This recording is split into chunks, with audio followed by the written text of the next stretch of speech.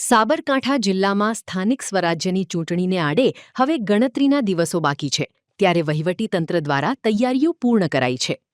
જિલ્લા કલેક્ટર કચેરી ખાતે યોજાયેલી પત્રકાર પરિષદમાં જિલ્લા પંચાયત, તાલુકા પંચાયત અને પાલિકાની ચૂંટણીનું સંપૂર્ણ વિગતો અપાઈ હતી.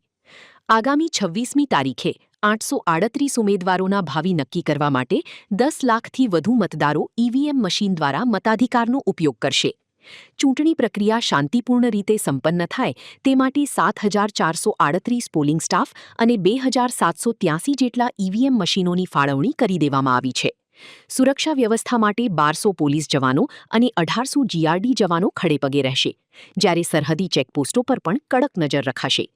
વિજયનગર બેઠક પર ઉમેદવારના નિધનને કારણે મતદાન રદ કરાયું છે, જ્યારે બાકીની બેઠકો પર વહીવટીતંત્ર સફળ મતદાન માટે આશાવાદી છે. સાબરકાંઠા જિલ્લાની અંદર ટોટલ 980 પોલિંગ સ્ટેશન લોકેશન્સ ઉપર જિલ્લા પંચાયત, તાલુકા પંચાયત તથા 3 અલગ અલગ નગરપાલિકાઓની ચૂંટણી થવા જઈ રહી છે, ત્યારે સાબરકાંઠા જિલ્લા પોલીસ દ્વારા એનો જે સ્કેલ જે છે, જેને ડિસ્ટ્રિક્ટ સિક્યુરિટી ડેવલપમેન્ટ પ્લાન કહે છે, તે તૈયાર કરી દેવામાં આવ્યો છે. જરૂરી પોલીસ ફોર્સ મેળવી લેવામાં આવી છે. આશરે 1200 જેટલા પોલીસ પર્સનલ્સ, તે ઉપરાંત 1 કંપની અને 2 સેક્શન એસઆરપી તથા 1800 જેટલા હોમગાર્ડ જીઆરડી દ્વારા બંદોબસ્ત અલગ અલગ જગ્યાએ સ્કેલ મુજબ રાખવામાં આવશે. ટોટલ 14 ક્વિક રિએક્શન ટીમ્સ બનાવવામાં આવી છે.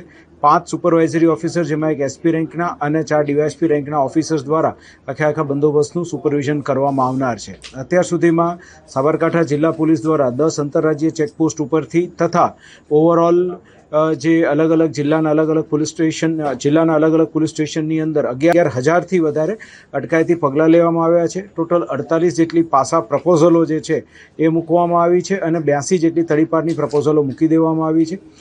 તમામ અલગ અલગ પોલીસ સ્ટેશન વાઇઝ જે જરૂરી ચૂંટણી સંબંધી બ્રીફિંગ હોય, તાલીમ હોય, એ આપી દેવામાં આવી છે અને કોઈપણ પ્રકારની પરિસ્થિતિને પહોંચી વળવા માટે હાલ સંપૂર્ણ તૈયારી કરી લેવામાં આવી છે.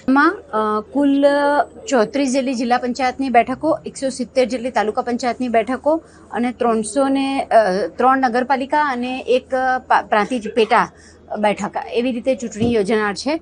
જેમાં આપ સૌ જાણો છો એમ અગાઉ જણાવ્યા મુજબ 1200 જેટલા જિલ્લા પંચાયત, તાલુકા પંચાયત માટેના મતદાન મથકો અને 137 જેટલા નગરપાલિકા માટેના મતદાન મથકો પર વ્યવસ્થા કરવામાં આવી છે. આશરે 8500થી વધારે મતદાન સ્ટાફની નિમણૂક કરવામાં આવેલી છે.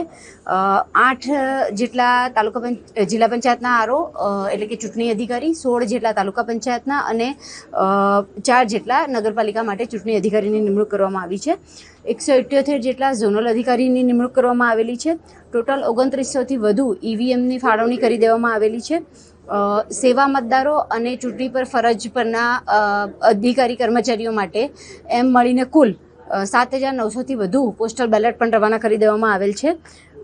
વધુમાં કહું તો હરીફ ઉમેદવારોની વાત કરીએ તો જિલ્લા પંચાયત માટે 107 હરીફ ઉમેદવારો વચ્ચે ચૂંટણી યોજાનાર છે.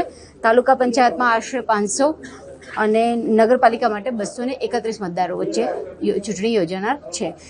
મતદાન વધુમાં વધુ થાય તે માટે પણ તંત્ર દ્વારા સક્રિય પ્રયત્ન કરવામાં આવી રહેલ છે અને હાલમાં ઈવીએમ નિદર્શન પણ ચાલુ છે. 6 ચિતરિયા વિજયનગર તાલુકા પંચાયત બેઠક પર 1 ઉમેદવારનું અવસાન થયેલ છે. ભાજપ તરફથી એ ઉમેદવાર હતા અને માન્ય રાજકીય પક્ષના ઉમેદવાર હોવાથી તે બેઠક પરનું ચૂંટણી હાલ રદ જાહેર કરવામાં આવેલ છે અને આયોગ તરફથી ફરીથી પ્રસિદ્ધિ થઈ હતી. ફરીથી એની ચૂંટણીનું આયોજન કરવામાં આવશે.